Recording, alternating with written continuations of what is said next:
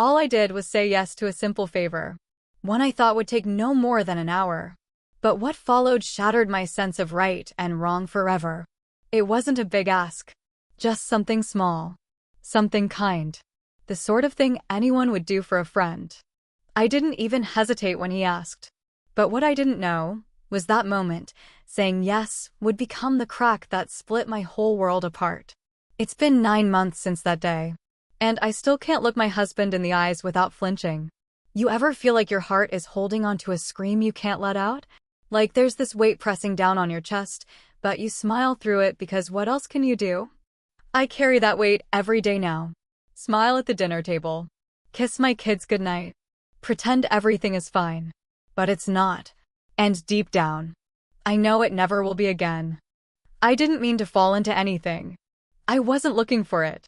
Wasn't unhappy enough to go searching.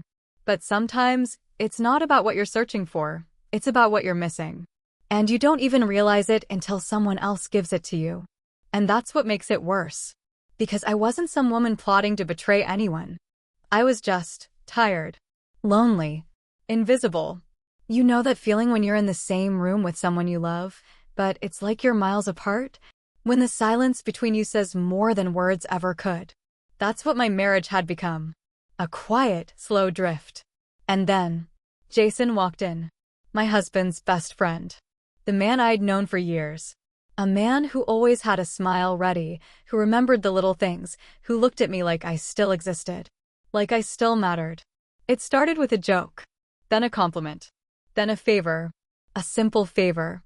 And now I don't even recognize the woman I see in the mirror. There are some stories that don't have a clean ending. Just messy hearts. Broken boundaries. And choices you wish you could erase. This is one of those stories. My name is Mia. I've been married to Daniel for 12 years. 12 long years. On the outside, we looked like one of those perfectly assembled couples you see in Christmas cards. Nice house, clean smiles, 2 beautiful kids, even a golden retriever for a while. People would say things like, "You two are so lucky," and I'd smile and nod, because what else could I do? It's easier to lie when the lie looks good from the outside. But inside, I felt like wallpaper. Faded. Flat. Just there, always in the background, holding up the picture, but never really seen. Daniel. He's not a bad man. He's responsible, driven, focused. He works in finance, early mornings, late nights, endless conference calls with people who only seem to care about numbers and margins. And I used to admire that in him. I used to love how sharp he was, how in control he always seemed. But somewhere along the line, that control, it turned into distance. He was a good provider. I'll give him that. The bills were always paid, the fridge was always full, and the kids always had what they needed. But as a husband, emotionally, physically, he'd checked out. And maybe I had too, in my own way. He hadn't touched me like he meant it in over a year. Not passionately. Not with any real presence. The kind of touch that makes you feel like you're the only person in the room, that had disappeared long ago. Now it was just the occasional brush of a shoulder in the kitchen, a dry kiss on the cheek before bed. We'd become roommates. Coordinators of schedules. Parents. But not lovers. Not even friends, really. And the thing is, I didn't even realize how deeply that emptiness had settled into me until I started avoiding mirrors. Until the sound of his key in the front door made me feel more dread than joy. I have 2 kids. A boy and a girl. They're my world. But even motherhood, as beautiful as it is, can swallow you whole. I was constantly giving.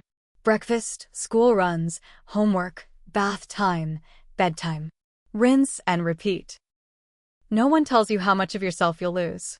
How easily your name becomes mom and nothing else. Most days, I felt like a ghost. Everyone needed me, but no one really saw me. And then, there was Jason. Jason had been Daniel's best friend since college. He was the opposite of Daniel in so many ways. Where Daniel was quiet and serious, Jason was open and light. He had this way of making people feel at ease, like you could breathe a little easier when he was around.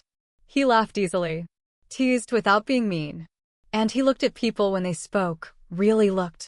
He'd been around our family for years. Birthday parties, barbecues, random Saturday football games on TV. Always the fun uncle, the extra hand, the one who brought over dessert even when no one asked. And I'd never really seen him in that way before. Until one day. I did. It was after his divorce. His wife had left him for someone else, and he moved back to town, trying to get his life in order again. He'd stop by more often, sometimes to talk to Daniel, sometimes just because he was bored and didn't want to be alone in his empty apartment. And slowly, he and I started talking more. About nothing at first. Then about life. Then about the things we missed. The things we needed. The things we thought we had but didn't.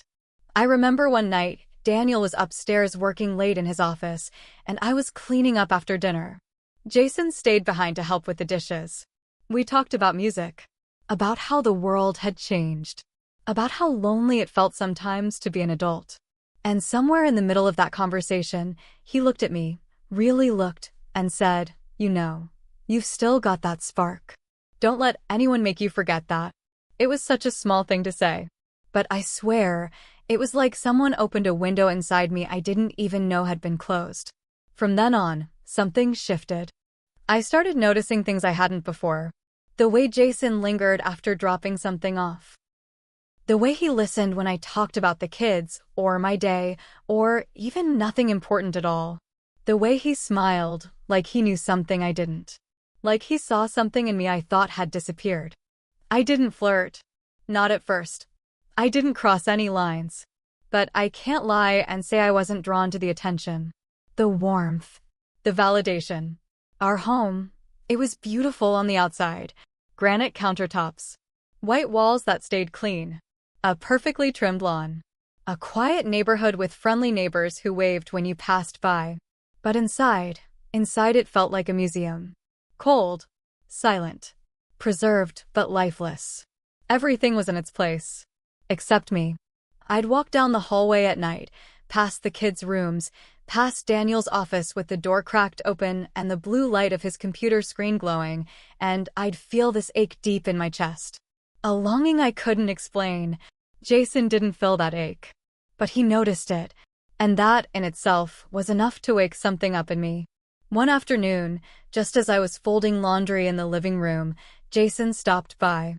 It wasn't unusual. He came around often enough that the kids barely looked up anymore. He was holding 2 paint samples in his hand and laughing to himself.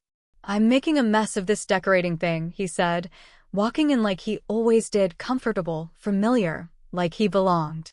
I laughed. "You're asking the wrong person. My idea of design is not tripping over Legos on the way to the kitchen." "No, seriously," he said. "I could use your help. I need a woman's eye. It'll take 30 minutes, tops. I've got to pick out some furniture and art stuff, and I don't want the place to look like a bachelor pad exploded." Before I could answer, Daniel called from upstairs. "You should go, Mia. He needs help, and I don't have time for that stuff."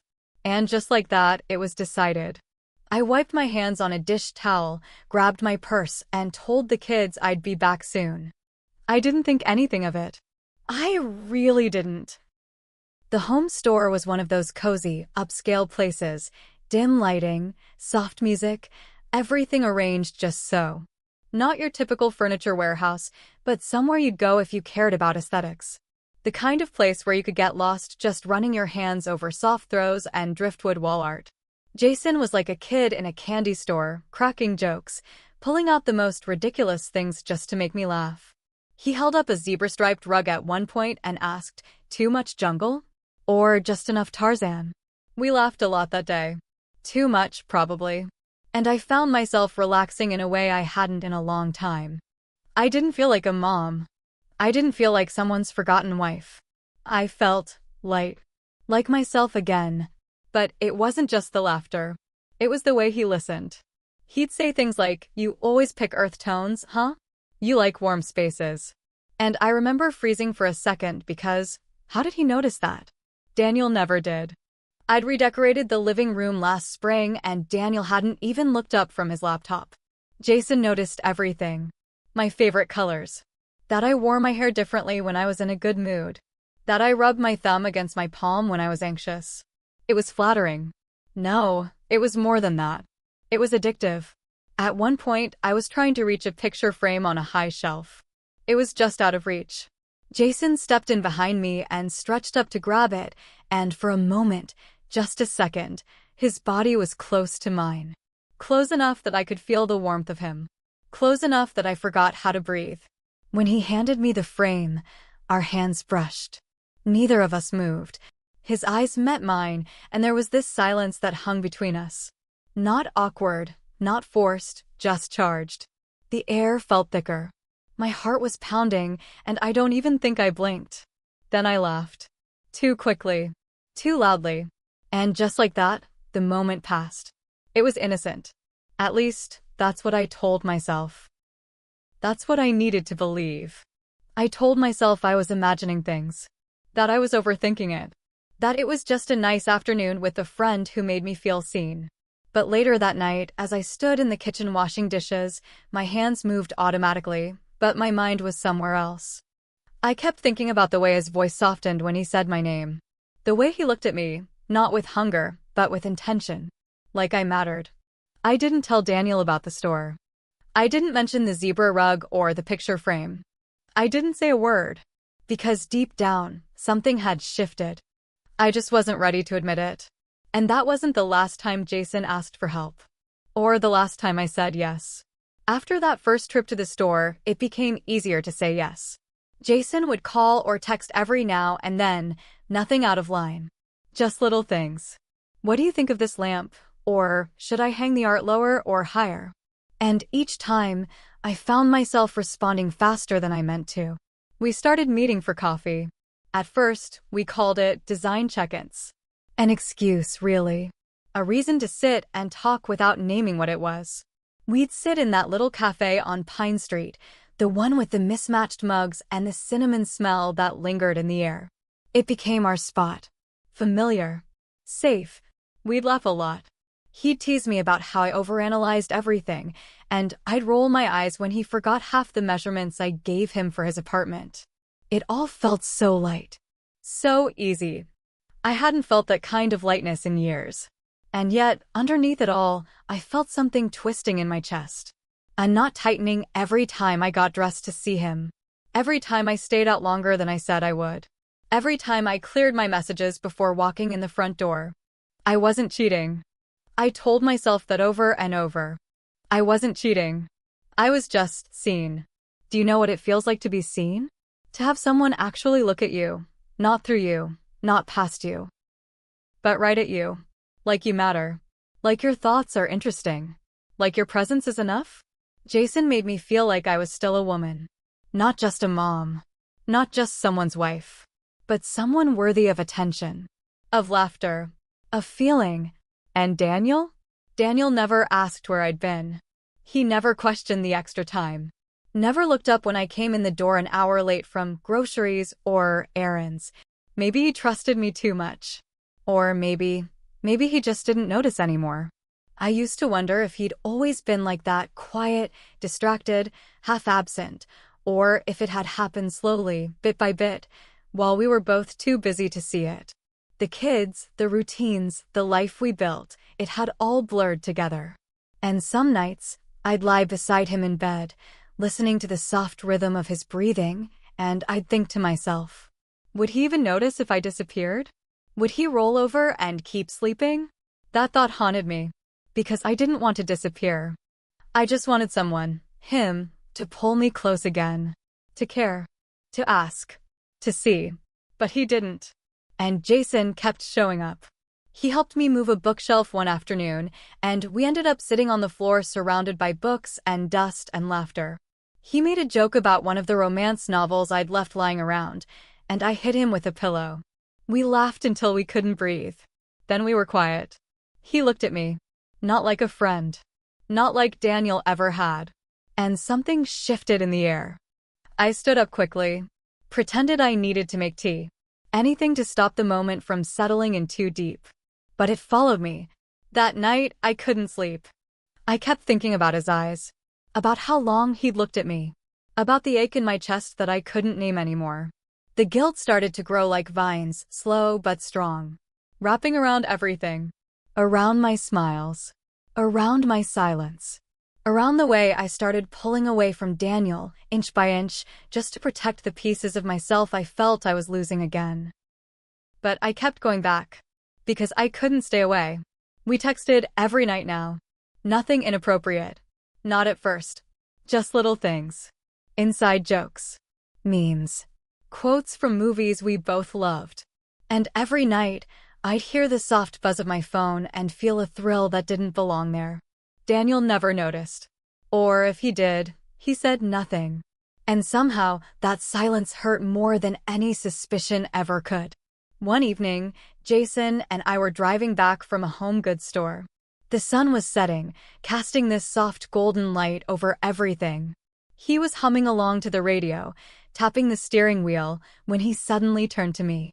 "I don't think I've ever met someone who understands me the way you do." I froze. He wasn't smiling when he said it. There was no humor in his voice. Just this quiet vulnerability that landed in the pit of my stomach like a stone. "I mean it," he said. "I talk to you and it's like, I don't have to explain everything. You just get it." I didn't know what to say. I should have said nothing. I should have changed the subject. Redirected. But instead, I felt my throat tighten. My eyes sting. Because I did understand him. And worse, he understood me too. He saw the cracks. He saw what Daniel didn't. And that scared me more than anything else. Because it wasn't about furniture anymore. Or design. Or even attention. It was about connection. And I was dangerously close to crossing a line I couldn't uncross. But then Jason said something that made my heart stop. We sat there in the car as the sky darkened, the soft hum of the engine the only sound for a moment. Jason's words hung in the air, heavier than they should have been. If I'd met you before Daniel, things would have been different. I didn't know how to respond. I wanted to pretend I didn't hear it. I wanted to laugh it off, like a silly compliment that meant nothing. But it wasn't silly. And it meant something. We both knew it. He glanced over at me. Our eyes met. And for the first time, I didn't look away. That night, I laid in bed beside Daniel, wide awake. My body was still, but my mind, it was screaming. I kept replaying that moment over and over again. The tone of Jason's voice. The sincerity in his eyes. The what if hanging between us like fog. The next day, I dressed differently. Subtle, but intentional. A little more effort. A softer blouse. A touch of perfume I hadn't worn in months. Not for Daniel. Not for the kids. Just, in case Jason dropped by. And he did. He stopped in around noon. Said he was just passing through. Asked if I wanted to grab lunch. I said yes without checking the calendar. I was supposed to meet Daniel at his office that day. Some charity luncheon. Something we RSVP'd 2 weeks ago. I told him I wasn't feeling well. It wasn't a total lie. My heart was tangled in knots. Lunch with Jason was casual. Sandwiches, iced tea, small talk. But there was something under it all now. A current. A tension. He reached across the table to hand me a napkin, and his fingers brushed mine. He didn't pull away. I should have. But I didn't. Because in that moment, the warmth of his hand against mine was the first thing in months that made me feel alive. And that scared me. But it didn't stop me. I started checking my phone constantly. Watching for his name. Waiting for the 3 little dots to appear. That little spark of adrenaline every time his message popped up. Thinking about you. Can't wait to see you. Miss our talks. It became a secret I wrapped myself in. A hidden part of my life that no one else could touch. I told myself it was harmless. Just attention. Just comfort. Just 2 lonely people leaning on each other. But it was more than that. It was always more than that. I began to find excuses to see him. Errands. Design advice. Helping him pick out curtains, then towels, then dishes. And every time, we'd talk longer, laugh harder, sit just a little bit closer. One night after dinner, he stayed behind. The kids were in bed. Daniel was holed up in his office as usual, typing away on some urgent email. Jason and I sat in the living room. We shared a glass of wine. Talked about music. I told him about the songs I used to dance to when I was younger. He smiled and said, "I can picture that. You, spinning around a kitchen, eyes closed, hair everywhere." Then it got quiet. He reached for the wine glass in my hand, his fingers brushed mine, then stayed there. Just a second too long. I should have pulled away. But I didn't. And he didn't either. We just sat there, fingers touching, hearts racing, both pretending not to notice what was happening between us. The next day, I deleted our text thread. I was terrified Daniel would find it. But deleting the messages didn't delete the feeling. If anything, it made it worse. Like trying to bury something that had already taken root. And the more I buried, the deeper I dug myself. I started lying. Not big lies. Just enough to move the lines around. I'd say I was at the grocery store when I wasn't. I said I had a headache when I just didn't want to be touched. I stopped inviting Daniel to go on walks with me. Started going alone, except I wasn't alone. Not really. Jason would meet me at the trail behind the old park. We'd walk. Talk. Sometimes we wouldn't say much at all. But everything we didn't say hung in the space between us. The almost betrayal came on a Thursday. I'll never forget it. Jason had invited me to see how the apartment looked now that it was mostly done. He was proud. He'd actually taken most of my advice. The place looked good. Warm. Lived in. Like someone cared. We ordered takeout. Ate on his couch. Laughed about a terrible lamp he insisted on keeping. As I was leaving, he walked me to the door. I turned to say goodbye, and he leaned in slow, gentle. His lips brushed my cheek. But it wasn't just a friendly kiss. It was too close to the corner of my mouth. Too deliberate. He lingered. And then, he paused. Like he was waiting. Waiting for me to turn my head. I didn't. But I also didn't move away. We stood there for what felt like forever. Then I opened the door and left without saying a word. That night, I couldn't stop shaking. Not because I was afraid of being caught, but because I was afraid of how much I wanted to go back. The lines were blurring. My marriage felt like a duty. My days felt like tasks. And Jason, he felt like a lifeline. Like a reminder that I was still someone worth noticing. I thought I could control it. I thought I was strong enough. Until that night at his place. It was a Friday night. The sky had been overcast all day, and by early evening, the rain came in sheets, soft at first, then steady, relentless. The kind of rain that makes the world feel smaller, quieter, like everything slows down. Daniel had a late dinner with clients. He didn't even ask what I was doing that night. Just gave me a quick nod, his phone already to his ear, talking numbers as he grabbed his coat and walked out the door. I stood there for a few minutes, watching the rain slide down the windows. My phone buzzed. "Jason, you free tonight? I picked up that bottle of wine you said you loved. Come warm up with me." I stared at the message for a long time. My thumb hovered over the screen. I could have said no. I should have said no. But I didn't. I told the kids I'd be back before they went to bed. Left a note in case Daniel came home early. Then I grabbed my umbrella and drove. The streets were quiet, glistening in the rain. His apartment windows glowed warm against the gray outside. It felt inviting, dangerous. I could already feel my heart pounding before I stepped out of the car. When he opened the door, I was hit by the scent of something rich, cinnamon, maybe cloves. A candle flickered on the counter. 2 glasses. 1 bottle, already opened. He smiled. Softly. "Come in," he said. "You're soaked." I stood in his doorway for a second, almost willing myself to turn around. But my feet didn't listen. Inside, everything felt too quiet. Too intimate. The lights were low. The only sound was the rain tapping against the windows and the occasional crackle from the wick of the candle. We sat on the couch. Close, but not touching. The wine was smooth, heavy. We talked about nothing, and then suddenly about everything. About Daniel. About his distance. My loneliness. Jason didn't push. He didn't rush. He just listened. And then he said something I wasn't ready for. "If you were mine, I would have noticed when you started fading." The words pierced something inside me. I didn't speak. I didn't move. I just sat there, eyes fixed on the flame dancing between us.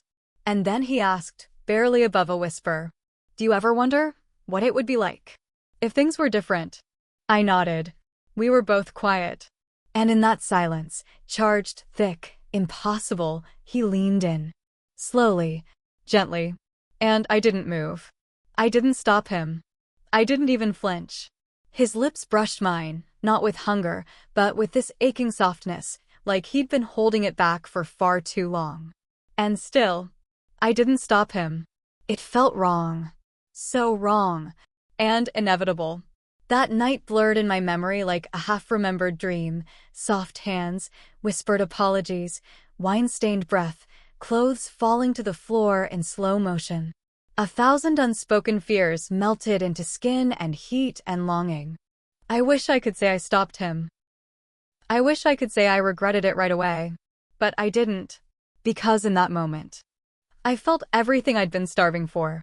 The touch, the closeness, the sense of being wanted. It was intoxicating.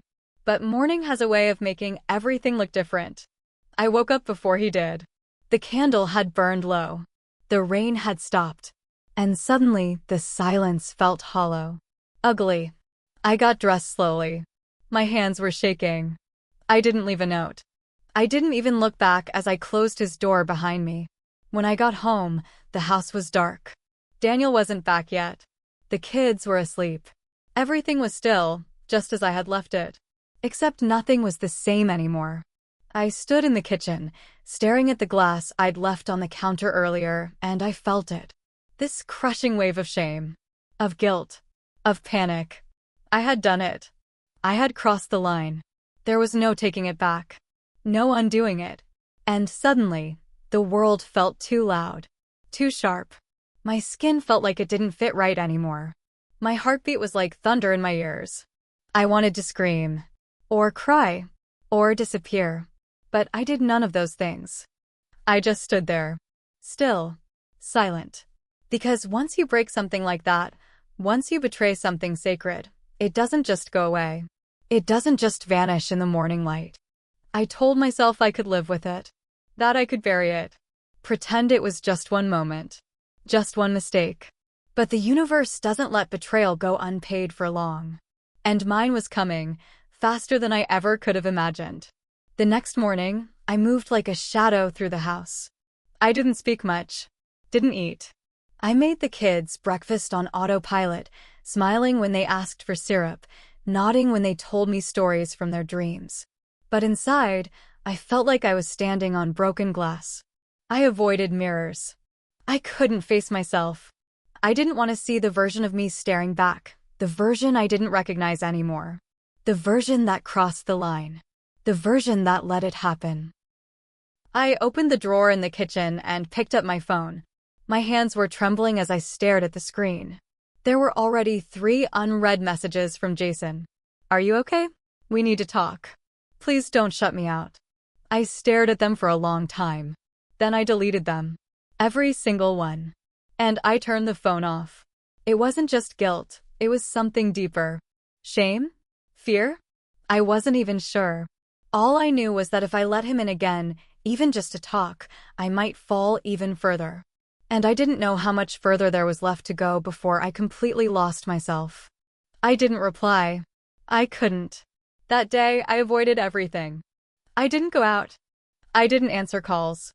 I didn't leave the house except to take out the trash, and even then, I looked around like someone was watching me, like I was a fugitive in my own life.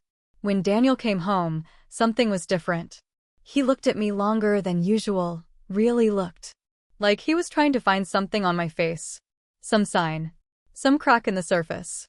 "Everything all right?" he asked, casually, like he already knew it wasn't. I nodded too quickly. "Yeah, just tired." He didn't push. But he didn't smile either. Instead, he walked past me, dropped his briefcase on the floor harder than he needed to, and went straight upstairs. And that hit harder than if he'd yelled. That night, the distance between us felt like a canyon. He didn't kiss me goodnight. Didn't even touch my hand. He lay there with his back to me. His breathing steady. His silence louder than any fight we'd ever had. I stared at the ceiling, feeling the walls close in. I kept waiting for Jason to stop trying. But he didn't. The next day, more texts came. Long ones. Short ones. All begging for a response. You don't have to go through this alone. I'm sorry. I shouldn't have let it happen like that. But I meant every second of it. Talk to me. I turned my phone off again. I thought it would make things better. But it didn't. Because everything at home started to shift. Daniel grew colder. Distant in a different way now, calculated. There were longer stares. Shorter conversations. His I love yous disappeared. He left earlier in the mornings. Came back later at night. And he watched me. I could feel it. Not obvious. But enough. Enough to make my skin prickle. Enough to make my chest tighten when I heard his footsteps behind me. Enough to make me start wondering if he knew. Or maybe he didn't know exactly what happened. But he knew something. He had to. You can only pretend for so long before the cracks show. I became hyper-aware of everything. The way I spoke. How long I looked at my phone. Where I left my keys. Whether my clothes smelled like candle wax or red wine. The guilt was eating me alive. And the silence from Jason became louder than ever. Because even though I wasn't answering, his words still echoed in my head. That night, his hands, his eyes, the things we said. Things I couldn't take back. I began snapping at the kids. Not yelling, but shorter, sharper. My patience was thinner. I hated that they could feel something was wrong, even if they didn't understand what it was. One night, after I put them to bed, I sat in the hallway alone. Lights off. Back against the wall. I felt like the walls were closing in around me. What had I done? Who was I? I used to think I was a good person. A loyal wife. A devoted mother. But now, I didn't know anymore. Everything I was had unraveled in one night. And then, as I was changing the sheets a few days later, I lifted the mattress to tuck the corner tight, something I've done 1,000 times before. But this time, I noticed something. A folded piece of paper, tucked near the edge, just barely out of sight. I hesitated. My stomach dropped. I reached for it slowly, as if touching it too quickly might set something on fire. And when I opened it, I froze. It was Daniel's handwriting. My hands were trembling as I held the letter. Daniel's handwriting was unmistakable, sharp, clean, careful. The kind of writing that always looked like he was trying too hard to stay in control. I unfolded it slowly, my breath catching in my throat. The first line stopped me cold. I don't know how to say this to you out loud, so maybe writing it will be easier. I sat on the edge of the bed and kept reading. I've been watching you for weeks now. Not in a creepy way. Just noticing. For the first time in a long time, I've really noticed you. And I realize now that I haven't been doing that for a while. That I let us drift. That I let you feel alone while I buried myself in work and thought that paying bills and keeping the lights on was enough. I blinked hard. My throat tightened. You don't laugh the same way anymore. You don't touch me the same way. And I kept telling myself it was just life, just stress. But the truth is, I've failed you. I stopped showing up. And I hate that it took me this long to see it. There was a pause in the handwriting. A break in the flow, like he had hesitated. But I want to try again, Mia. I want us back. If there's still time. I didn't realize I was crying until the ink started to blur in front of me. The letter, it wasn't new. It had been dated 3 weeks ago. 3 weeks before that night. 3 weeks before I crossed a line that couldn't be uncrossed. He had been trying. Quietly. Alone. While I was somewhere else, wrapped in another man's arms. Chasing something I didn't even understand. And suddenly, it hit me all at once. I broke everything, just before he was about to fix it. I folded the letter and placed it in my lap, staring at the floor like it held the answers I couldn't find in my own heart. The guilt turned into a sharp ache in my stomach. It was too much. Too heavy. Like my own body was rejecting what I'd done. Because how do you make peace with betraying someone just as they were reaching out to save you? I thought about Jason. His voice. His hands. His presence. And then I thought about Daniel's letter. The way he still called me his. The way he wanted us to find our way back. And for the first time, I wasn't sure who I was crying for. Daniel? Myself? Or the version of me that made the choice I couldn't take back? I began to question everything. Was I ever really in love with Jason? Or was I just in love with the way he looked at me? With the feeling of being wanted? Because there's a difference between attention and affection. Jason noticed me. That much is true. But did he really love me? Or did we just both stumble into each other's loneliness at the wrong time? Was I trying to escape Daniel? Or was I trying to escape the feeling of being invisible? It's strange how one moment can undo years of memories. How one night can steal the meaning from a lifetime. And now here I was, sitting on our bed, holding a letter from a man who was trying to come back to me while I had already emotionally stepped out the door. I thought about confessing, just telling him everything, letting it all pour out like poison from a wound, hoping that honesty might be enough. But then what? Would it heal us? Or finish breaking us for good? Would he forgive me? Or would he never look at me the same again? And maybe worst of all, would I ever forgive myself? Because that's the part no one tells you about betrayal, the way it follows you long after the act is over. Long after the sheets are cold and the wine glass is washed. It whispers to you in quiet moments. It rewrites your memories. It stains everything. And there, in that silence, with that letter resting like a brick in my lap, I realized something. I had been searching for love, but I'd forgotten what love really looked like. Not the butterflies. Not the stolen glances. Not the late-night texts. But someone seeing your flaws and still choosing you. Someone saying, I know I failed you, but I want to try again. And I threw that away. For what? For warmth in a moment? For a taste of something that couldn't last? I pressed the letter to my chest and cried. For Daniel. For myself. For everything that could have been different, if only I had waited a little longer. Have you ever made a choice that you couldn't take back? Not something big. Not something bold. Just a small moment. A yes, a glance, a step forward that ended up changing everything. I did. And I still live with that moment every single day. There are nights I lie awake, wondering how different life would be if I had just said no. If I had just stayed home. If I had waited one more week. If I had believed that Daniel could change, that we could change. Would it have made a difference? Would I have still fallen? Would I still have broken something so fragile, so sacred? I don't have those answers. But maybe you do. Would you tell the truth? Would you risk it all to cleanse your soul? Or would you carry the secret with you, pretending things are fine while something inside you slowly crumbles?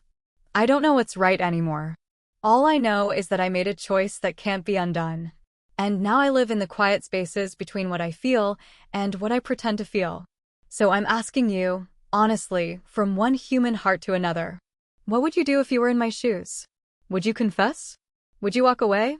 Or would you keep the silence and pray it never catches up with you? Comment below, please. I want to know. I need to know I'm not the only one who stood at this kind of crossroad.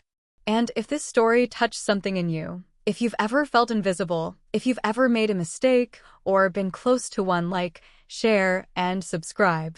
Because there are so many stories out there, hiding in plain sight, and this is a place where they finally get to breathe. It's been a few months now. Daniel still doesn't know. Or maybe he does, and just hasn't found the words to say it out loud. We sleep in the same bed, share the same space, share meals, responsibilities, a life. But there's a silence between us now, a stillness. Not the comforting kind that couples fall into after years of loving each other. This is different.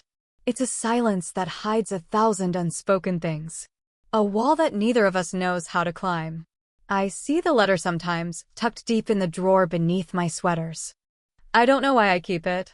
Maybe as a reminder. Maybe as punishment.